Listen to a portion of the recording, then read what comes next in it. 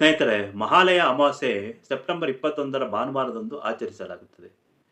ಮಹಾಲಯ ಅಮಾವಾಸ್ಯೆ ಮತ್ತು ಭಕ್ತಿಯಿಂದ ತುಂಬಿರುವ ಅಮಾವಾಸ್ಯೆಯ ದಿನವು ನಮ್ಮ ಪೂರ್ವಜರಿಗೆ ಆಳವಾದ ಸಂಪರ್ಕಕ್ಕೆ ಒಂದು ಸಮಯ. ಅಮಾವಾಸ್ಯೆಯ ಹಿನ್ನೆಲೆ ಏನಂತ ನೋಡೋಣ. ನೀವಿನ್ನು ನನ್ನ ಚಾನೆಲ್ ಸಬ್ಸ್ಕ್ರೈಬ್ ಮಾಡಿಲ್ಲ, ದಯವಿಟ್ಟು ಸಬ್ಸ್ಕ್ರೈಬ್ ಮಾಡಿ. ಮಹಾಭಾರತದ ಕುರುಕ್ಷೇತ್ರ ಯುದ್ಧದಲ್ಲಿ ಕರ್ಣನು ಹತನಾಗ್ತಾನೆ. ಹತ ಆದಮೇಲೆ ಅವನೇನು ಮಾಡ್ತಾನೆ, ಸೀದಾ ಸ್ವರ್ಗಲೋಕಕ್ಕೆ ಹೋಗ್ತಾನೆ.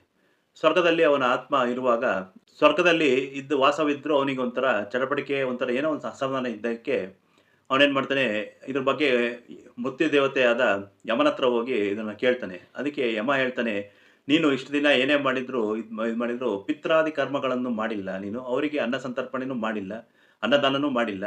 ಹಾಗಾಗಿ ನಿನಗೆ ಇದರದ್ದು ಒಂದು ಕರ್ಮಕ್ರಿಯೆ ನಿನಗೆ ಆಗತ್ತೆ ಅಂತ ಹೇಳಿದಾಗ, ಅದಕ್ಕೆ ಕರ್ಣ ಏನು ಮಾಡ್ತಾನೆ, ಇದರಿಂದ ಪರಿಹಾರಕ್ಕೋಸ್ಕರ ನಾನು ಮತ್ತೆ ಇದನ್ನು ಅನ್ನ ಸಂತರ್ಪಣೆ ಮಾಡೋಕ್ಕೆ ಬಯಸ್ತೀನಿ, ಪಿತೃ ಕರ್ಮಗಳನ್ನು ಮಾಡೋಕ್ಕೆ ಬಯಸ್ತೀನಿ ಅಂತಂದಾಗ ಅವನು ತುಂಬ ಕೇಳ್ಕೊಂತಾನೆ. ಈ ಥರ ನನಗೆ ಗೊತ್ತಿರಲಿಲ್ಲ, ನಾನು ಯಾವ ಕುಲದಲ್ಲಿ ಹುಟ್ಟಿದೆ ಅಂತಲೇ ನನಗೆ ಕೊನೆವರೆಗೂ ಗೊತ್ತಿರಲಿಲ್ಲ, ಸಾಯ್ಬೇಕಾದ್ರೆ ಗೊತ್ತಾಯಿತು, ಏನೂ ಮಾಡೋಕ್ಕಾಗಿಲ್ಲ ಹಾಗಂತೆಲ್ಲ ಹೇಳಿದಾಗ ಅವನ ಮನವಿಗೆ ಮೆಚ್ಕೊಂಡು ಏನು ಮಾಡ್ತಾನೆ, ಯಮ ಹೋಯ್ತು ಒಂದು 16 ದಿನ ಭೂಮಿಗೆ ಹೋಗ ಅಂತ.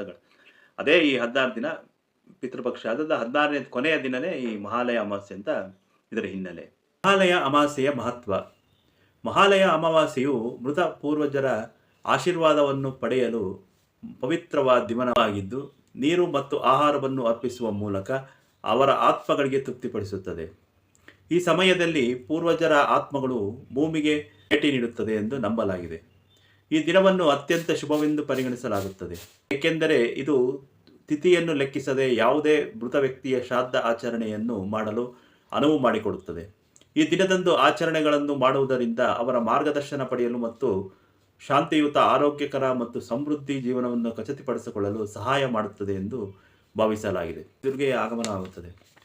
ಮಹಾಲಯ ಅಮಾವಾಸ್ಯೆಯ ದಿನದಂದು ದೇವಿ ದುರ್ಗೆಯು ತನ್ನ ಕುಟುಂಬದೊಂದಿಗೆ ಭೂಮಿಗೆ ಆಗಮಿಸುತ್ತಾಳೆ ಎಂಬ ನಂಬಿಕೆ ಇದೆ. ಈ ಆಗಮನವು ಶಕ್ತಿ, ಧೈರ್ಯ, ರಕ್ಷಣೆಯ ಸಂಕೇತವಾಗಿದೆ. ದೇವಿಯ ಆಗಮನವು ರಾತ್ರಿಯ ಆರಂಭವನ್ನು ಸೂಚಿಸುತ್ತದೆ. ಈ ಮಾಹಿತಿ ಇಷ್ಟವಾದರೆ ಶೇರ್ ಮಾಡಿ. ಧನ್ಯವಾದಗಳು.